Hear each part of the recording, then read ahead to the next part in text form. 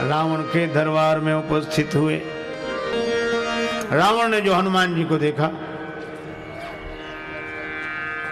यही बोला, बंदर तू कौन है?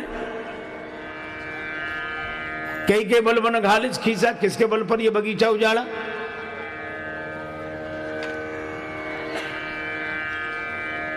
क्या मेरा नाम नहीं सुना? कीधो श्रवण सुनिस नहीं मोही। तू बड़ा निसंग दिखाई देता, देखा हूं अति संग सट तो ही। बोलते ही गया। हनुमान जी चुप, कोई जवाब ही नहीं दिया। किसी ने हनुमान जी से कहा जवाब क्यों नहीं देते? ये बोलते ही जा रहा। हनुमान जी बोले, अब एक मुख वाला हो तो जवाब दें, 10 मुख वाले का क्या जवाब देना? जो 10 तरह की बातें करे बोलने दें। ये बोलता है, काम हम करते हैं। हनुमान जी चुप भी रहे। मुझे कोई सज्जन ने व्यंग सुना रहे थे। बादशाह अकबर ने बीरबल से कहा कि बीरबल, हम तुम्हारे पिताजी से मिलना चाहते हैं। बीरबल बोले, हुजूर हम ही काफी, उन्हें काहे को परेशान करते हो? कहा नहीं नहीं, मैं मिलना चाहता हूं। बीरबल ने कहा ठीक है। पिताजी से कहा कि बादशाह आपसे मिलना चाहते हैं। बीरबल के पिता बड़े घबराए। इतने बड़े बादशाह के सामने मैं कैसे जाऊंगा? मुझे डर लगता है, और कुछ बोलूंगा कुछ निकलेगा, गलती हो गई तो और मुसीबत। मैंने बीरबल बोले, चलो चलो आप बोलना ही मत। का तब तो और नाराज होगा कि हम सब संभाल लेंगे, आप चलो। बीरबल के पिता पहुंचे। बादशाह ने पूछा, कहिए खैरियत है? वो तो घर से ही पढ़ के आए थे। कोई जवाब नहीं। क्या तबीयत खराब है? कोई जवाब नहीं। किसी से झगड़ा हो गया है? क्या बात है? कोई जवाब नहीं। तो बादशाह खींच गया तो व्यंग करते हुए बीरबल से बोला कि बीरबल, किसी मूर्ख से पाला पड़ जाए तो क्या करना चाहिए? किसी मूर्ख से पाला पड़ जाए तो क्या करना चाहिए? बीरबल बोले, हुजूर जो हमारे पिताजी कर रहे हैं।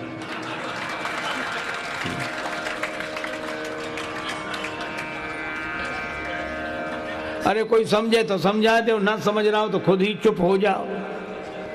श्री कबीरदास जी कहते हैं, ज्ञानी का मैं गुरु हूं, अज्ञानी का चेला। कोई ज्ञानी मिले तो मैं उसका गुरु होकर उसे समझा देता हूं, अज्ञानी मिले तो हम ही चेला बन जाते कि तुम ही ठीक कह रहे हो। काहे को झंझट में?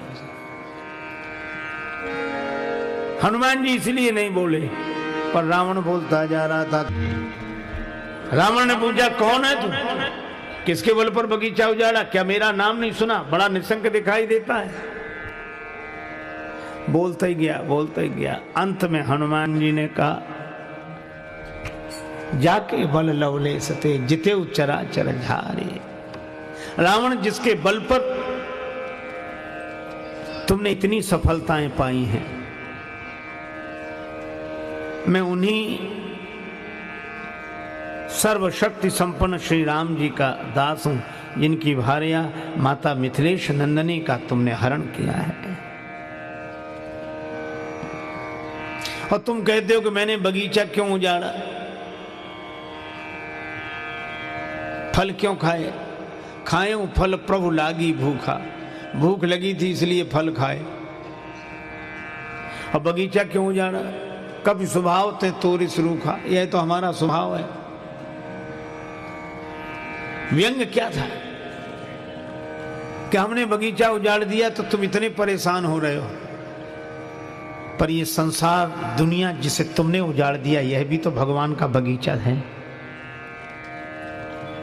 भूखा बंदर फल खा ले तो अपराध है, और सोने की लंका का स्वामी भरा पेट राजा सारी दुनिया को खा जाए तो अपराध नहीं है। ये देश धेनु दुज पावई, नगर गांव पुर आग लगावई। तुमने सब जगह आग लगवा दी, नष्ट करा दिया। ये भी तो भगवान का बगीचा था। बंदर का स्वभाव, उसने बगीचा उजाड़ दिया। इसमें व्यंग यह था कि 4 वेद 6 शास्त्र का पंडित, विप्र कुल में जन्म लेने वाला इतना बड़ा विद्वान शंकर भगवान का शिष्य अगर अपना स्वभाव नहीं बदल सकता तो क्या एक बंदर से आशा करेगा कि वो अपना स्वभाव बदल दे? एक संत कहा करते थे, ये सच है कि आदत को बदलना आसान नहीं है। ये सच है कि आदत को बदलना आसान नहीं है, लेकिन यह भी बात याद रखनी चाहिए। यह सच है कि आदत को बदलना आसान नहीं है, मगर जो आदत नहीं बदल सकता वो काबिल इंसान नहीं है। न रहो न निराश करो मन को, कुछ काम करो, जग में रहकर कुछ नाम करो। यह जन्म हुआ किस अर्थ अहो, समझो जिससे यह व्यर्थ न हो। कुछ तो उपयुक्त करो तन को, न रहो न निराश करो मन को। इसलिए भाई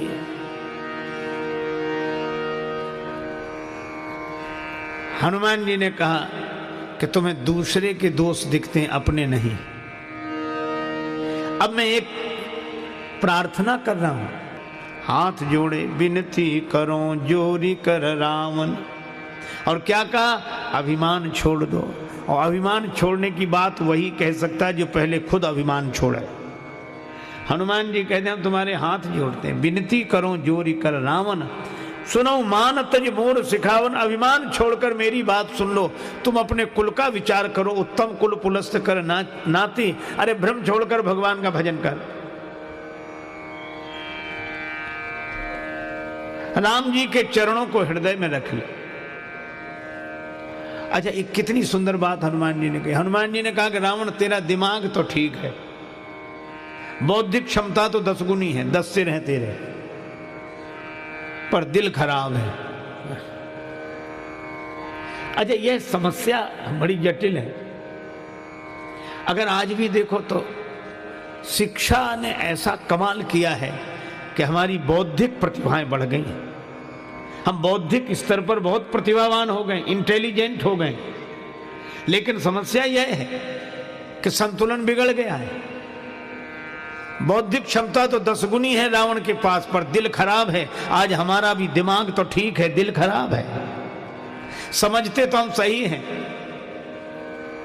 अच्छा, जब कोई बात सही समझ में आती तो सिर हिलता है कि नहीं? जब कोई कहते बात ठीक है तो ऐसे हाँ ठीक है, मतलब सिर स्वीकार कर रहा है कि बात ठीक है। पर बाहर से सिर स्वीकार करता है, भीतर बैठा मन वो कहता तुम कितनी सिर हिलाओ, मानना तो हमें है। समस्या असल में समझ की नहीं है। अच्छा, आज कौन ऐसा है जो समझता ना हो? अच्छा चलो, हमेशा से लोग समझते रहे हैं। अच्छा चलो, आपको एक उदाहरण दूं। हित अनित पशु पक्षी जाना, पशु पक्षी भी समझते हैं। आप किसी कुत्ते को रोटी डालो, चाहे पालतू हो चाहे फालतू, हाँ? प्रयोग करके देखना, गांव में प्रायः यह दृश्य दिखाई देता है। जैसे ही आप कुत्ते को रोटी डालते हो तो कुत्ता ऐसी रोटी नहीं खाता। पहले रोटी की तरफ देखेगा, फिर रोटी देने वाले की तरफ देखेगा, फिर 2 पांव से खड़ा हो जाएगा, फिर बैठेगा, फिर पूंछ हिलाएगा। वो अपनी तरह से धन्यवाद देता है, पूंछ हिलाकर रोटी देने वाले को कृतज्ञता के भाव से देखता है। फिर एक पांव पर रोटी रखेगा, दूसरे से दबाएगा, फिर तोड़कर खाएगा, और रोटी जहां डालोगे वहीं खाएगा। अच्छा, वही कुत्ता वही रोटी अगर चुराए तो वहीं खाएगा जहां चुराई है उसने। कभी भी देख लेना, आप रोटी डालोगे तो वहीं खाएगा जहां आपने रोटी डाली है, और रोटी अगर चुराएगा तो दुम हिलाएगा नहीं, दुम दबाएगा, और 3 मकान बाद किसी गली में छिपकर खाएगा। क्योंकि कुत्ता भी जानता है कि ये ईमानदारी की रोटी है और ये बेईमानी की रोटी है। कुत्ता भी जानता है कि ये सही है, ये गलत है। कुत्ता भी सही गलत जानता है। क्या हम सही गलत नहीं जानते?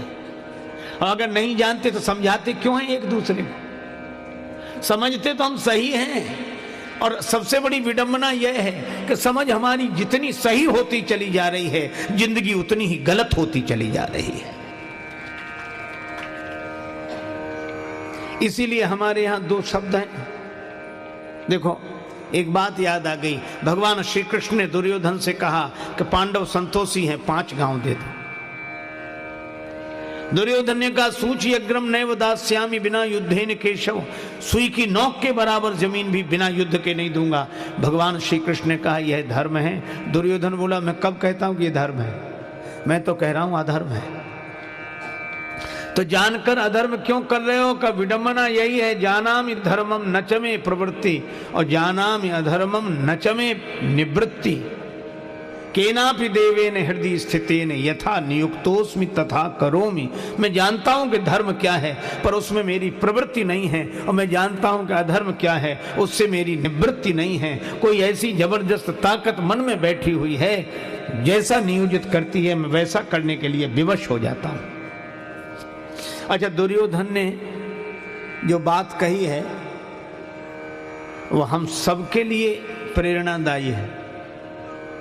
कौन नहीं जानता कि ये काम गलत है, फिर करता क्यों है? विवश है, किससे विवश है? दुर्योधन को भगवान श्री कृष्ण ने उत्तर नहीं दिया, अर्जुन को उत्तर दिया गीता में, और यही कहा कि प्रत्येक प्राणी अपनी प्रकृति से परवश होकर कर्म करता, विवश है। प्रकृति माने स्वभाव, हम अपने स्वभाव से मजबूर हैं। समझ तो ठीक है, समझाने वाले भी ठीक हैं, समझने वाले भी ठीक हैं, समस्या स्वभाव की है। तो ये स्वभाव बदले कैसे? अपने यहां दो शब्द हैं, एक है शिक्षा और एक है दीक्षा। एक है शिक्षा और एक है दीक्षा। शिक्षा चेतन मन पर काम करती है और दीक्षा अवचेतन मन पर काम करती है। शिक्षा बुद्धि को सुधारती है, लेकिन जो दीक्षा है वह मन को बदलती है, स्वभाव को बदलती है। हम लोग शिक्षा सीख गए, दीक्षा का हमें पता नहीं। अच्छा, ऐसे भी कई संत हुए जिन्हें जो शिक्षित नहीं थे पर उनके जीवन में दीक्षा थी, इसलिए वे बोलकर तो नहीं बता पाते थे लेकिन जिंदगी सही जीते थे। और ऐसे भी हम लोग हैं जो बोलकर तो सही बताते हैं पर दीक्षा के अभाव में जिंदगी सही जी नहीं पाते हैं। स्वभाव जब बदलेगा कबीरा यह मन मलिन है, धोए न छूटे रंग, कै छूटे हरि नाम सो कै संतन के संग। स्वभाव जब बदलेगा तब केवल एक उपाय है। अजय एक बात आप सोचो, एक सज्जन हमसे कह रहे थे कि रावण के सचमुच 10 सिर थे क्या? रावण के 10 सिर थे? हमने कहा हमको तो आज तक मिला नहीं है और भगवान न करे कि कभी मिले, लेकिन ग्रंथों में यही लिखा कि उसके 10 सिर थे। अगर उसके 10 सिर हों तो तुम्हें क्या परेशानी? का परेशानी यह है कि जब उसके 10 सिर थे तो एक सिर बीच में रहता होगा, 5 सिर एक तरफ, 4 सिर एक तरफ, तो जिधर 5 सिर होंगे उधर वजन ज्यादा होगा, जिधर 4 सिर होंगे उधर वजन कम होगा। तो उसकी गर्दन का बैलेंस कैसे ठीक बैठता होगा? तो टेढ़ी रहती होगी, वो तो टेढ़ी रहती होगी।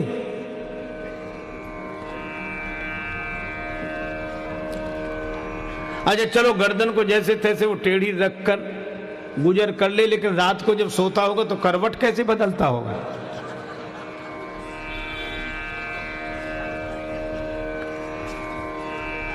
देखो भैया, एक महात्मा ने उत्तर दिया कि वो सीता माता का हरण करने गया तो एक सिर बना लिया था, ऐसे 10 सिर परेशान करते हो तो एक सिर बना लेता होगा। पर तुलसीदास जी क्या कहना चाहते कि रावण को ज्ञान तो है लेकिन उसका ज्ञान गया कहां? इधर 5 सिर, इधर 4 सिर और गर्दन टेढ़ी। इसका मतलब रावण का ज्ञान अपने जीवन में नहीं उतरा। रावण का ज्ञान इधर उधर वालों के लिए, इधर वालों के लिए, उधर वालों के लिए, अपने लिए नहीं। और जो इधर उधर वालों को ज्ञान देते रहते उनकी गर्दन अभिमान के कारण टेढ़ी ही रहती है और वे करवट क्या बदलेंगे? न सुख से सोते हैं न दूसरे को सोने देते हैं।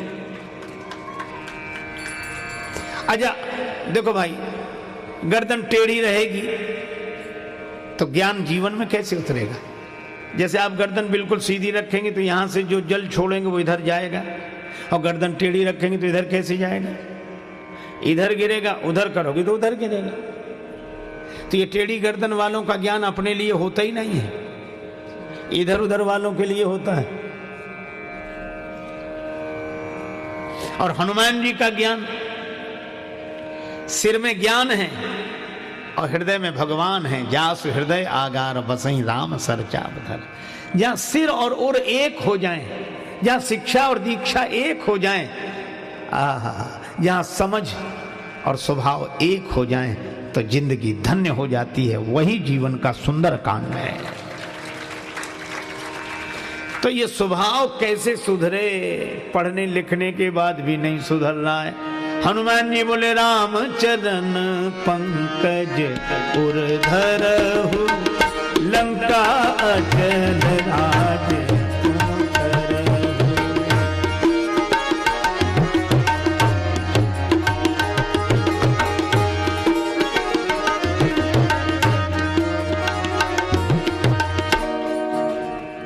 राम जी के चरणों को हृदय में रख लो, दिल ठीक हो जाएगा, दिमाग तो ठीक है ही।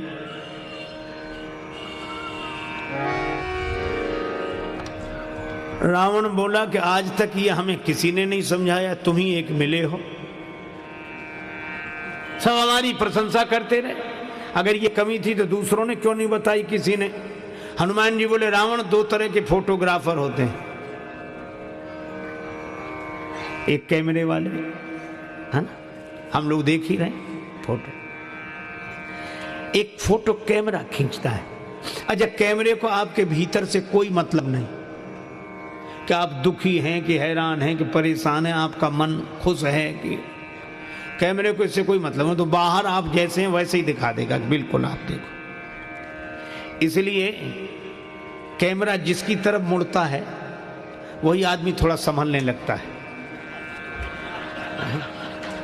ऐसे ऐसे होने लगा, और इस तरह होता है कि बगल वाले को पता भी ना लगे। वो सोचता है कि फोटो ना बिगड़ जाए, भले ही वो देखने को ना मिले पर बिगड़े तो नहीं। अच्छा, आसान भी है, बाहर से ही तो थोड़ा ठीक करना अपने को, भीतर जो भैंस बना रहे कोई दिक्कत नहीं। कैमरे को आपके भीतर की दुनिया से कोई लेना देना नहीं। इसीलिए आप देखो, जब विवाह शादी होती है, माता पिता अपनी बेटी को विदा कर रहे होते हैं, उनके हृदय का टुकड़ा विदा हो रहा है, बेचारों के आंखों में आंसू होते हैं, रोते हैं। उसी समय हमारे ये फोटो खींचने वाले भाई लोग कैमरा लगाते हैं और फिर कहते जरा इधर, और इतने ही नहीं कहते थोड़ा प्लीज थोड़ा मुस्कुराइए। वो बेचारे कहते कि तुम मुस्कुराने की कह रहे हो, बेटी विदा हो रही है, हमारा हृदय दुख से भरा है और तुम मुस्कुराने के लिए कहते हो। तो ये क्या कहते, हृदय को भरा नहीं तो दुख से, इसमें नहीं आएगा वो फोटो, आप तो ऊपर से मुस्कुराओ। तो कैमरे को आपके भीतर की स्थिति से कोई लेना देना नहीं, लेकिन एक दूसरे तरह का भी फोटो होता है। क्या गड़बड़ी हो, डॉक्टर को दिखाने गए कि हाँ छाती में दर्द है, ऐसे डॉक्टर बोला थोड़ा गड़बड़ी लगती है, एक काम करो एक्सरे कराओ। तो एक्सरे भी फोटो खींचता है, लेकिन एक्सरे को आपकी बाहरी दुनिया से कोई मतलब नहीं कि आप कैसा कपड़ा पहने हो, कैसे हो, गोरे हो, काले हो, लंबे हो, इससे कोई, वो तो भीतर जहां खराबी उसका फोटो दिखाता है। तो हनुमान जी ने कहा रावण, अभी तक तुम्हें जितने तुम्हारी प्रशंसा करने वाले मिले वो कैमरे के फोटोग्राफर हैं, वे तुम्हारी बाहरी शान शौकत देखकर प्रशंसा करते रहे, और लेकिन मैं वैद्य हूं, सदगुरु वैद्य, और जय जय जय हनुमान गोसाई, कृपा करो गुरुदेव की नाई। और शंकर जी के अवतार तो हैं, और शंकर जी रावण के गुरु और गुरु वैद्य। हनुमान जी ने कहा मैं डॉक्टर की हैसियत से कह रहा हूं कि कैमरे के फोटो तुम अपने भवन में सजा के रखो, प्रशंसा करने वालों ने जो जो तुम्हें चित्र दिखाए हों, लेकिन तुम्हारे भीतर गड़बड़ी है। तो मैं वैद्य की हैसियत से कहता हूं कि अंदर की रिपोर्ट बता रही है कि भीतर गड़बड़ी है। औषधि खाओ, कौन सी? राम चरण पंकज उर्धरहु, राम जी के चरणों को हृदय में रखो तो दिल भी ठीक हो जाएगा, दिमाग तो ठीक है ही। अच्छा, दिल दिमाग दोनों ठीक हो जाएं तो जिंदगी में तुम राजा हो गए, लंका अचल राज तुम करहो। कितनी बढ़िया बात कही। यद्यपि कही कपि अति हित बानी, बिहसा जगत विदित अभिमानी। हनुमान जी ने इतनी बढ़िया बात कही, हंसा। अब बंदर हमें समझाएंगे, हमको समझा रहे, हमको। कई लोग पता नहीं अपने हमको क्या समझते हैं। जैसी कहीं हमसे क्यों, हम कितने मर गई हम करके। रावण बोला हमको,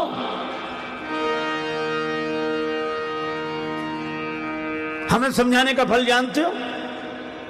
हनुमान जी ने कहा क्या है? रावण बोला मृत्यु निकट आई खल तो ही लागे सी अधम सिखावन मोही। मुझे नहीं जानता, मृत्यु तेरे पास खड़ी है, मुझे समझाना है। काल की अधिष्ठात्री शक्ति मृत्यु को रावण ने हनुमान जी के बगल में खड़ा कर दिया। हनुमान जी डरे नहीं, मौत बगल में खड़ी।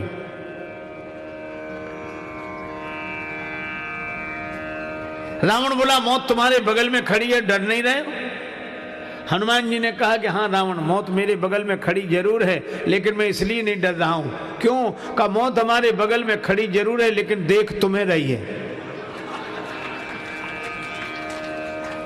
रावण बोला हमें देख रही है तो तुम्हारे बगल में क्यों खड़ी है? हनुमान जी बोले हमसे तो पूछने आई है कि रावण का अभी मामला साफ करना है कि बाद में? हम तो उसे रोके हुए हैं। अब तो रावण को कितना बुरा लगा, अनुमान लगाइए, ऐसे क्रोध में बोला बंदर को मार डालो। सुनत निशाचर मारन धाये, सुनत निशाचर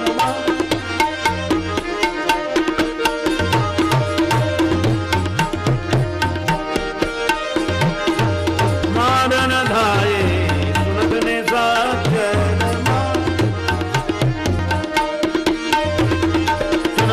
जनमानन, सुनत निशा जनमानन, सुनत निशा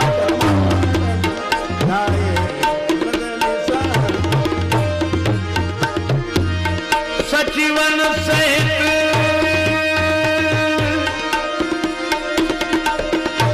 विभीषण आए,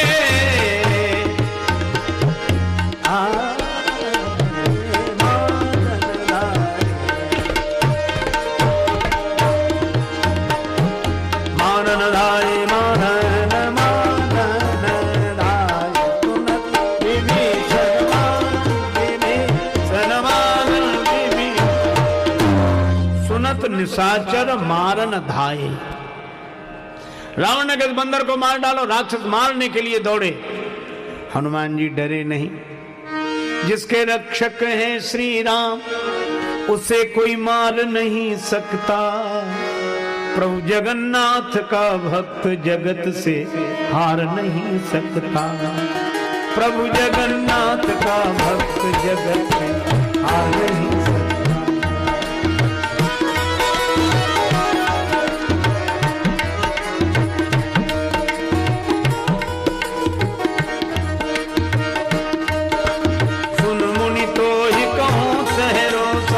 भजेंगे मोहित जी सकल भरोसा, करूं सदा तिनके रखवारी। जिवि बालक राखई महतारी, प्रभु जगन्नाथ का भक्त जगत से हार नहीं सकता।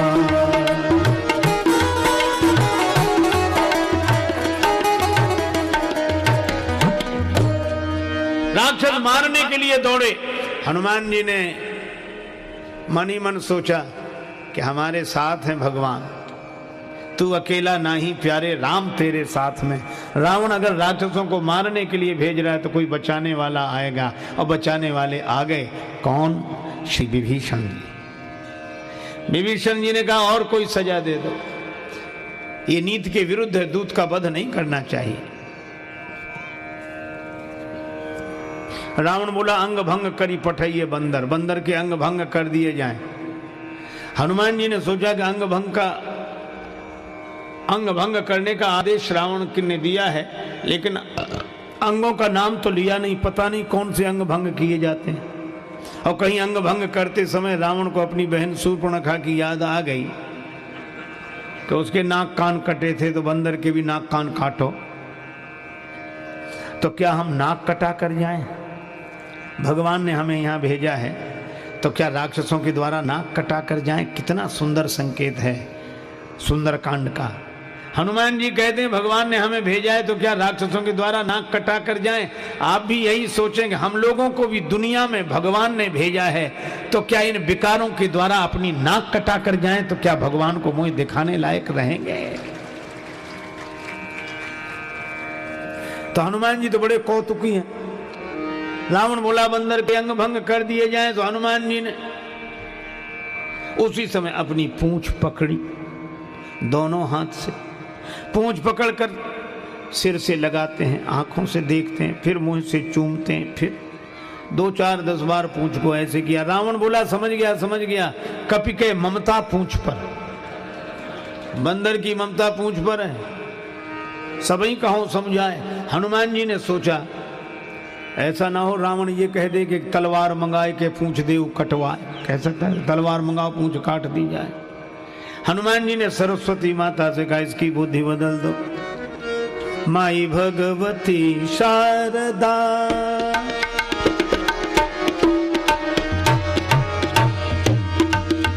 माई भगवती शारदा शारदा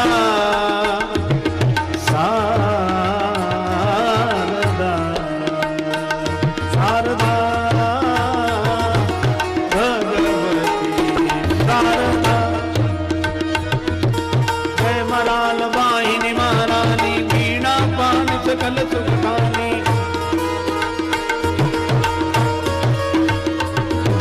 जय मराल वाहिनी महारानी बीणा पानी सकल गुणगानी, हरि भक्ति विमल वरदा माई भगवती शारदा माई भगवती शारदा।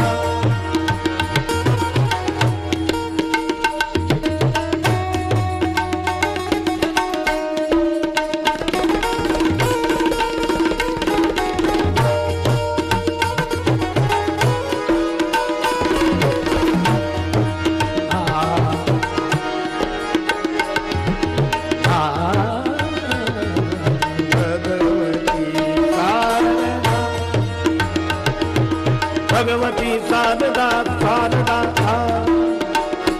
शारदा शारदा शारदा।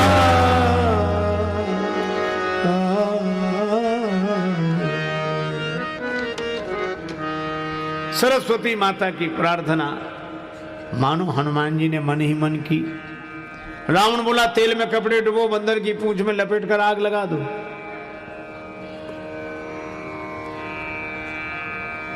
बचन सुनत कपि मन मुस्काना, भई सहाय सारद में जाना। सरस्वती जी ने सहायता कर दी। अजब देखो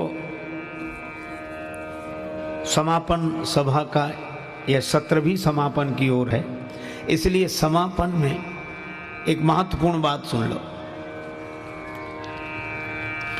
रावण को हनुमान जी की पूंछ से चिढ़ क्यों है? हर युग का यही सत्य है। आइए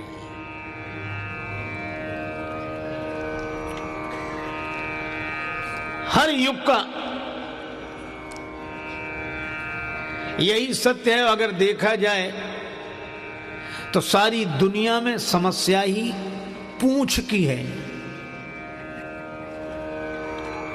पूंछ शब्द के 2 अर्थ होते हैं।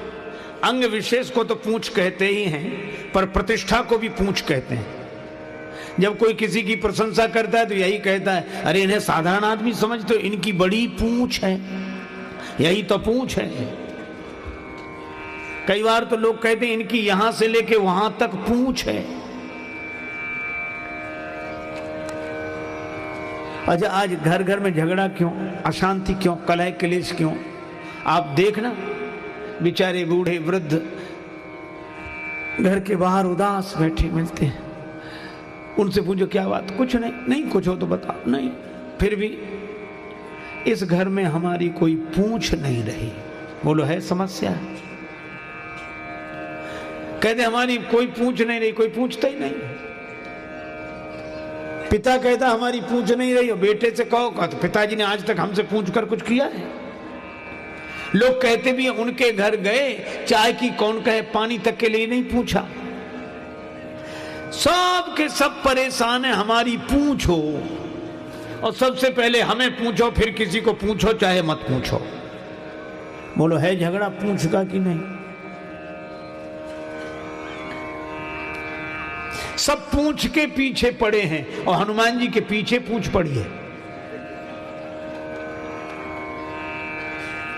अच्छा, पूछ पीछे तो हनुमान जी को दिखती नहीं। जो अपनी पूछ की ओर नहीं देखता, भगवान की ओर देखता है, पूछ उसके पीछे पड़ जाती है। अच्छा, रावण को हनुमान जी की पूछ से चिढ़ क्यों है? रावण है दुर्जन, हनुमान जी है सज्जन। हर युग का सत्य है, कभी भी किसी दुर्जन को किसी सज्जन की बढ़ती हुई प्रतिष्ठा की पूछ सहन नहीं होती। रावण को यह लग रहा है कि इनकी पूछ, और हमारे यहां लंका मेरी, मैं लंका का राजा, और हमारे यहां इनकी पूछ। यही तो समस्या है, जिसका रोना उसका यही तो रोना, हमारे यहां इनकी पूछ। तो क्या करता है? जला देना चाहता है। और जला क्यों देना चाहता है? जलने वाले तो जलाएंगे ही। ईर्ष्या की आग जिनके मन में लगी है वे तो जलाएंगे ही। हनुमान जी की पूंछ को, प्रतिष्ठा को ईर्ष्या की आग में जला देना चाहता है रावण। यही हर युग का सत्य है। हर एक दुर्जन, हर एक सज्जन की प्रतिष्ठा की पूंछ को ईर्ष्या की आग में जला देना चाहता है। अच्छा, इसमें सहयोग भी किया। आप ऐसा ना समझो कि सज्जन लोग ही सहयोग करते हैं, रुपया पैसा सामग्री देकर सज्जन ही सहयोग नहीं करते, दुर्जन भी इकट्ठा करते हैं। अगर किसी का जीवन बनाना हो, जीवन निर्माण करना हो तो सज्जन सहयोग देते हैं, और किसी का जीवन नष्ट करना हो तो दुर्जन सहयोग देते हैं। किसी तरह इसके बंदर की पूंछ जल जाए, चाहे जितना कपड़ा ले जाओ, घी ले जाओ, तेल ले जाओ, पूरे लंका के राक्षसों ने अपनी ओर दम से दिया। और रावण कहता तेल में कपड़ा डुबो, लंका नगर निवासी कहते हमारे यहां घी की कोई कमी है क्या? रहा न नगर बसन घृत, जब घी खत्म हुआ तब तेल। हनुमान जी के पास राक्षसों ने कहा कि घी तो खत्म है। हनुमान जी बोले तेल बचा है, जैसी जिसकी श्रद्धा ले आओ, हमें सब स्वीकार है। रावण डांट रहा था, मूर्ख को घी के लिए कहा किसने था? राक्षस बोले हमने समझा बंदर की पूंछ में थोड़ा बहुत ही लगेगा, वो तो बढ़ती जा रही। और कितना बढ़िया संकेत है, बाड़ी पूंछ की न कभी खेला। जब जब कोई दुर्जन किसी भक्त सज्जन की प्रतिष्ठा की पूंछ को ईर्ष्या की आग में जला देना चाहता है, तब तब भक्त की पूंछ और बढ़ती है। यही सुंदरकांड का संकेत है। आग लगनी बाकी थी। हनुमान जी ने सोचा कि हमारी पूंछ जलाने के लिए घर घर से चंदा हुआ है, किसी ने घी, किसी ने तेल, किसी ने कपड़ा दिया है। तो अब जहां जितना जिसका सहयोग है ना, प्रसाद भी तो वहां उसको देना पड़ेगा कि नहीं? लोग कहते इन्होंने हमारा सहयोग किया, इनको प्रसाद। हनुमान जी बोले हमारी पूंछ जलाने में इतने लोगों ने सहयोग किया है तो कुछ प्रसाद। तो एक बार घूम कर देख लें तो ठीक। तब तक रावण बोला बंदर को नगर में घुमाओ।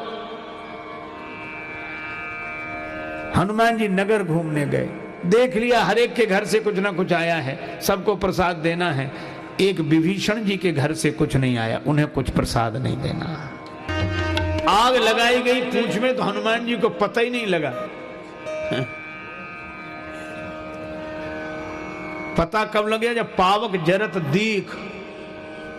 अच्छा, अग्नि लग जाए तो देखने से पता लगेगा कि लग गई कि नहीं? अग्नि तो खुद बता देगी, पर हनुमान जी ने जब देखा तब पता लगा। पावक जरत देख हनुमंता, बस बड़ा बढ़िया काम किया। क्या? बिल्कुल छोटे बन गए। भाई वो परम लघु रूप तुरंत था। और कितनी अद्भुत बात है, किसी की प्रतिष्ठा की पूंछ में कोई ईर्ष्यालु आग लगावे और उस आग के प्रभाव से बचना है तो आप अपने को छोटा समझ लो, तो उस आग की जलन आपको व्यापेगी नहीं, छोटे बन जाओ। यही सुंदर काम है। भयउ परम लघु रूप तुरंता, छोटे बनते ही जिस बंधन में बंधे थे उससे निकल गए। निबुक चढ़े कप कनक अटारी, फिर बड़ा विशाल रूप हुआ। और कितनी बढ़िया बात, जो क्षुद्र अहम से ऊपर उठ जाते हैं उनके बड़े होने में परमात्मा का बल विक्रम दिखाई देता है। कपि बढ़े लाग आकाश बाल दी, विशाल विकराल ज्वाल जाल मानो, लंक लील वेकों काल रसना पसारी है। नगर तो जलकर राख हो गया, हनुमान जी ने क्या किया, पूंछ बुझाई, होई श्रम धरी, लघु रूप बहोरी, जनक सुता के आगे, ठाड़ भये कर जो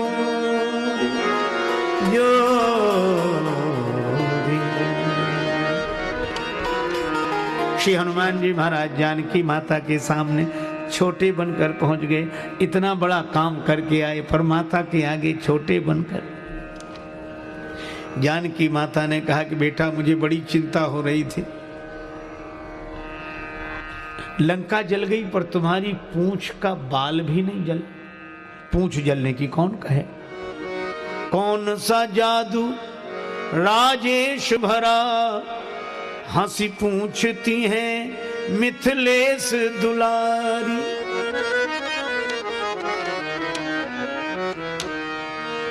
जानकी माता ने कहा लंका जलाने के बाद भी तुम्हारी पूंछ नहीं जली।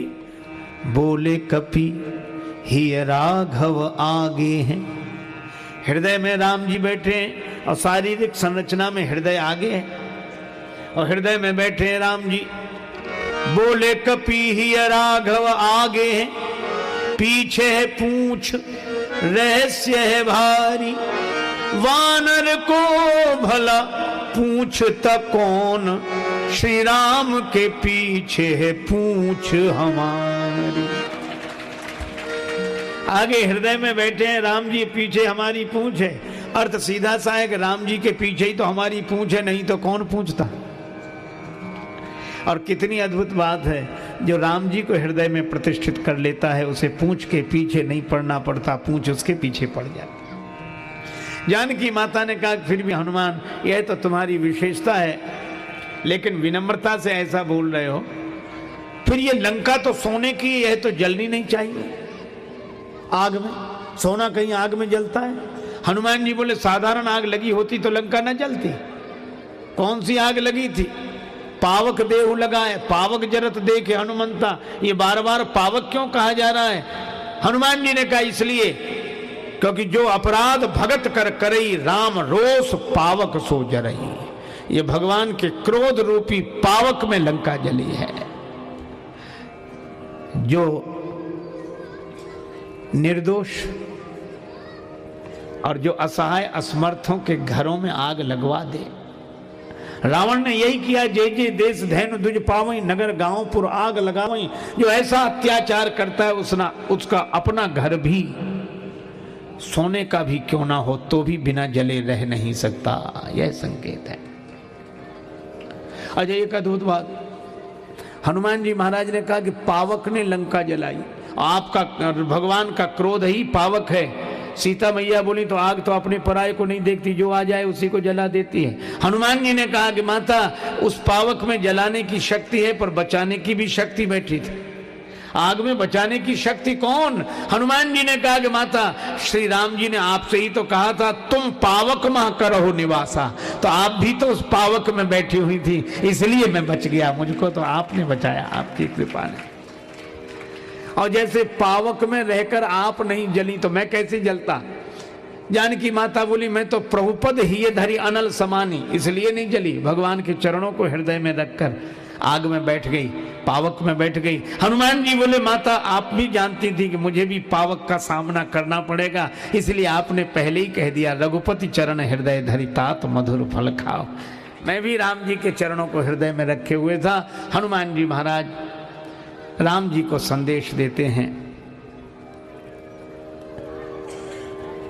और यही कहते हैं नाथ न कछु मोरी प्रभुताई, यह मेरी प्रभुता नहीं है, यह तो आपकी कृपा है। भगवान अत्यंत आनंदित होते हैं। पूरे सुंदरकांड के बाद आगे के प्रसंग भी देखें तो सब जगह हनुमान जी महाराज दिखाई देते हैं। चाहे विभीषण जी की शरणागति हो, चाहे सुखेन वैद्य और संजीवनी बूटी लाकर लक्ष्मण जी को जीवन दान देने की हो, सब जगह। और जब रावण आदि राक्षसों पर भगवान ने विजय प्राप्त कर ली तो जानकी माता को संदेश देने हनुमान जी गए। रघुपति दूत जानकी चीन्हा और यही कहा, सुन सुत सद्गुण सकल तब हृदय बसहु हनुमंत। श्री हनुमान जी महाराज के हृदय में समस्त सद्गुण निवास करते हैं। जानकी माता ने ऐसा कहा। और भगवान श्री सीताराम जी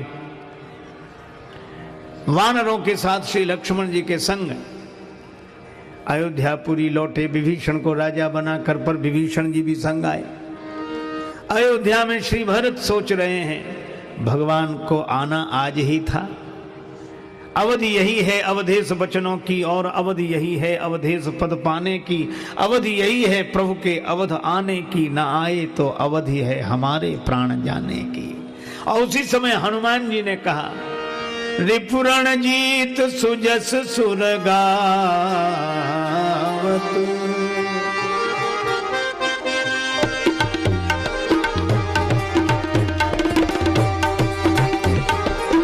रिपुरण जीत सुजस सुरगावत, सीता सहित अनुज प्रभुआ, सीता सहित अनुज प्रभुआ। भरत जी ने यह संदेश सुना, हनुमान जी सुना रहे। को तुम तात कहाँ ते आए, मोहि परम प्रिय वचन सुना।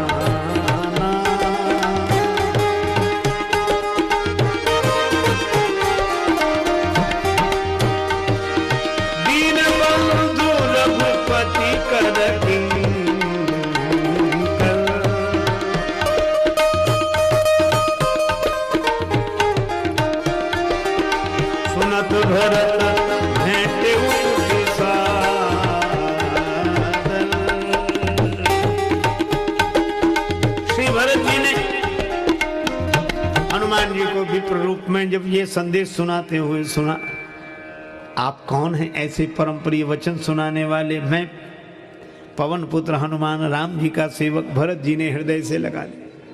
हृदय से लगाने के बाद भरत जी बोले, हनुमान जी आप सचमुच हनुमान जी? हनुमान जी बोले, और सचमुच के हनुमान जी कैसे होते? हम ही हैं। नहीं, मेरे नेत्र कहते हैं कि आप हनुमान जी हैं, लेकिन जब आपको हृदय से लगाता हूं तो मुझे यह नहीं लगता कि मैं हनुमान जी से मिल रहा हूं। नेत्र कहते हैं हनुमान जी हो, और हृदय कहता है क्या? कपितव दरस सकल दुख बीते, मिले आज मुह राम प्रीते। ऐसा लगता है जैसे राम जी मिल गए हों। और क्यों ना लगे, जास हृदय आगार बसहीं राम सर चाप धर। राम जी ने भी सोचा भरत जी से मिलने की व्याकुलता बहुत है, तो विमान में बैठकर बाद में चलेंगे, पहले हनुमान में बैठकर चले। और इसीलिए हनुमान जी को देखकर ऐसा मिलने के बाद ऐसे लगता है जैसे राम जी मिल गए हों। ऐसे श्री हनुमान जी महाराज, जिनके ऋणी भरत जी भी, जिनके ऋणी लक्ष्मण जी भी, जिनकी ऋणी जानकी माता भी, जिनके ऋणी राम जी भी, और जिनके ऋणी सब अवधवासी, सारा संसार हनुमान जी का ऋणी है। क्योंकि हनुमान जी के बिना राम जी से कौन मिले? राम दुआरे तुम रखवारे, होत न आज्ञा बिन पैसारे। और जिनका सारा संसार ऋणी हो, जब भगवान ही ऋणी हो तो बचा कौन? विश्वरूप रघुवंश मणि, तो सब हनुमान जी के ऋणी हैं। और जिनके सब ऋणी हो, हनुमान सम नहीं बड़ भागी।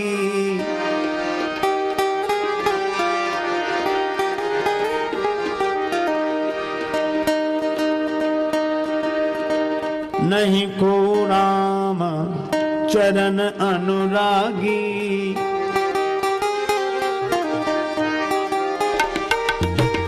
गिरिजा जासु प्रीत सेवका गिरिजा जासु प्रीति सेवकाई बार बार प्रभु निज मुख गाई। हनुमान सब नहीं समझे नहीं समझे। भगवान श्री सीताराम जी सिंहासनासीन हुए। श्री भरत जी, लक्ष्मण जी, शत्रुघ्न जी अपने अपने ढंग से सेवा में लगे हुए हैं और श्री हनुमान जी चरणों में बैठे हैं। सोहे कनक सिंहासन सीताराम निहार सजनी। सोहे कनक सिंहासन सीताराम निहार सजनी। जिनके चरण कमल में बैठे पवन कुमार सजनी। जिनके चरण कमल में चापे चरण नयन बरसावे प्रेम रस धार सजनी। चापे चरण नयन बरसावे प्रेम रस धार सजनी। शिव जी दास भाव हित लिए स्वयं अवतार सजनी। शिव जी दास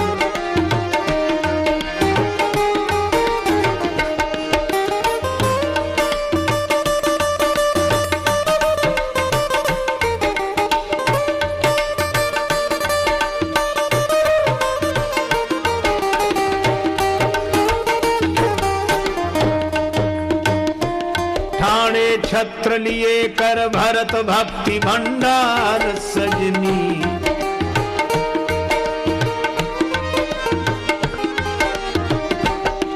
रिपु दमन डुलावे चमर होए बलिहार सजनी। लीने लखन लाल कर विजन करत है बयार सजनी। बाबा तुलसी प्रेम से जय जय रहे उचार सजनी। बाबा तुलसी प्रेम से जय जय रहे। विनती करत दीन राजेश बारंबार सजनी। विनती करत दीन राजेश बारंबार सजनी। हमरे हृदय कमल मह बस जुगल सरकार सजनी। हमरे हृदय कमल मह बस जुगल।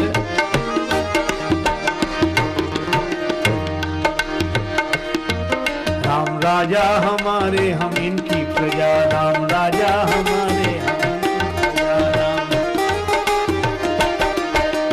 महारानी श्री जनक नंदनी। महारानी श्री जनक जिनकी कृपा में मजा ही मजा। राम राजा हमारे इनकी प्रजा। राम राजा हमारे हम इनकी प्रजा।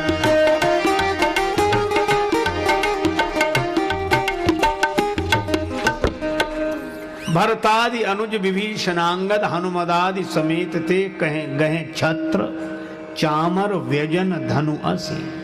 मानस के अनुसार भरत जी छत्र लिए खड़े हैं और लक्ष्मण जी चंवर और शत्रुघ्न जी व्यजन विजन बयान कर रहे हैं। ये मानस में भरतादि अनुज विभीषणांगद हनुमदादि समेत गए छत्र चामर व्यजन। ये तीनों भैया छत्र चामर और व्यजन। भरत जी लिए छत्र, लक्ष्मण जी चंवर और शत्रुघ्न जी विजन। अच्छा, अब एक बात है, क्या कौन है बड़भागी जो छत्र लिए खड़े हैं? वे किसी ने कहा कि धन्य है भरत भैया जो राम जी के सिर पर छत्र लिए खड़े हैं, सिर का छत्र हाथ में लिए खड़े हैं, श्री भरत जी धन्य हैं। किसी ने कहा नहीं, धन्य है लक्ष्मण जी जो चंवर डुला रहे हैं। कोई बोला कि नहीं नहीं, धन्य है शत्रुघ्न जी जो विजन से बयार कर रहे हैं। लेकिन तीनों से पूछा कौन बड़भागी, भरत जी, लक्ष्मण जी कि शत्रुघ्न जी? तीनों बोले कि हमको तो व्यजन और चंवर और छत्र मिला है, पर हनुमान जी तो भगवान के दोनों चरण हाथ में पकड़े हुए हैं। इसलिए हनुमान सम नहीं बड़ भागी, नहीं को राम चरण अनुरागी। गिरिजा जास प्रीति शिवकाई, बार बार प्रभु निज मुख गाई। सत्संग परिवार द्वारा आयोजित श्री हनुमंत कथा के इन दिनों में हम लोगों ने श्री हनुमत चरित्र चिंतन भगवान श्री सीताराम जी की अहेतु की कृपा से किया। इस सभा में ज्ञानी जन, गुणी जन, भक्त जन, श्रद्धालु जन सभी उपस्थित हुए। सबका अभिनंदन वंदन। आप सबका कल्याण हो, भगवान की कृपा से सबका मंगल हो। या सुनाम भव भेषज हरन घोर त्रिशूल, सो कृपालु मोहितो ही पर सदा रहै अनुकूल।